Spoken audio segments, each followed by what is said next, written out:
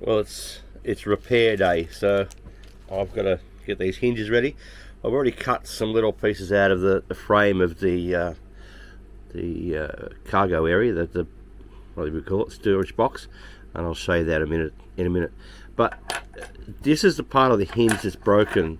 It's just this flap here. This part is actually part of the frame, so we're not going to touch that. We're just going to take this part off. We need this part here. So that's what it looks like after it's broken. And to get that out, I've had to cut a little bit of the frame out. So it's pretty simple. All we need to do is take one grub screw out from the end. If I can get my fingers to work. I think I might have too much coffee. Don't lose the grub screw, because we're probably going to need that. And then there's a pin inside there. So we're just going to slide that pin out. Not from that end, because we've still got a grub screw in there.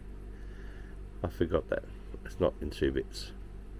Alright, so now we slide the pin out. Now we have the part we need. Such a matter of going outside, putting that in, putting the pin back through there, putting the grub screws in, and then we can screw the door in through here. So let's see how that all goes. So you can see here that this hinge is broken. That part's supposed to be up there, and that part's supposed to be up there. If you can imagine, that's how it's supposed to be. Oh, there we go. I was going to do that a bit later. That's how the hinge is supposed to look when it's not broken. So that's what it looks like from the inside. This little cutaway section over here is something I've had to cut out. Now, if we don't cut that section away, you won't get the pin in later. Whilst the hinge is broken, it's very easy for that piece to just pop off, and that will just pop off like that, slide out, you'll see the pin. So what I'll do is I'll take it to pieces, and we'll put it all back together with a proper hinge in, and I'll show you step by step as we go through that as well. So you can see this part here is the part that we're not using today, because it's screwed in. This part here, it's screwed in from the back of the frame. So to get that part out, we would need to take all of this out, this whole framework out, and we don't want to do that. That's why I've cut that little tiny piece out. So what I'll do now is I'll put this piece on from the outside of the door. I'll close it up, and I'll show you how to put the pins in. So you'll see here I've left the grub screw in this side. There is no grub screw in this side. So the idea is there, we'll put the pin in here, and that's why we've got that cutaway, because otherwise you wouldn't be able to get it in. Now it's going to be fun with only one hand, but I'm going to try and get that little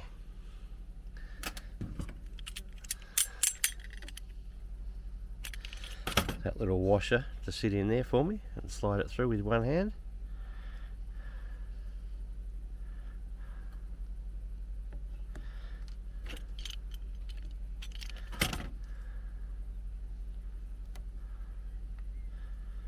There we go. Get that pin to go through a bit further.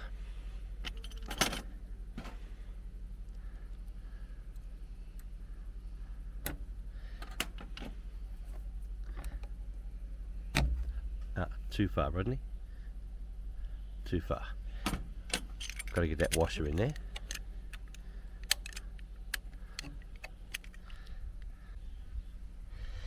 Right, so we'll try and get that second washer to slot down into there, and get that pin to go through. Once we get that pin to go through all the way, it's just a simple matter of putting that grub screw in, and Bob's your uncle.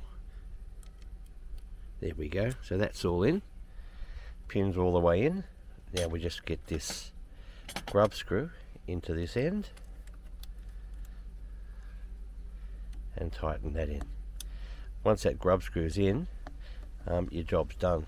Maybe touch up the piece you cut away with a little bit of black, and she's finished.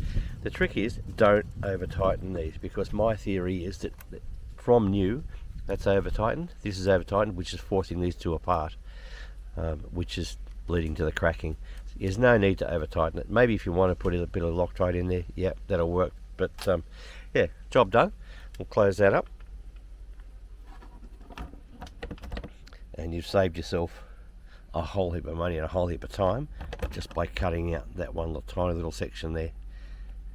That's it, job done. Coast to coast hinges changed. So all I've done is sprayed a little bit of gloss black paint into the lid of the spray bottle can, a spray can of paint, and I'll just touch this up with a little bit of black paint, and no one will even know that it's been done. Nice and black. Yeah, job done, boys and girls. And like I said, it's cost you, well, $12 for this hinge.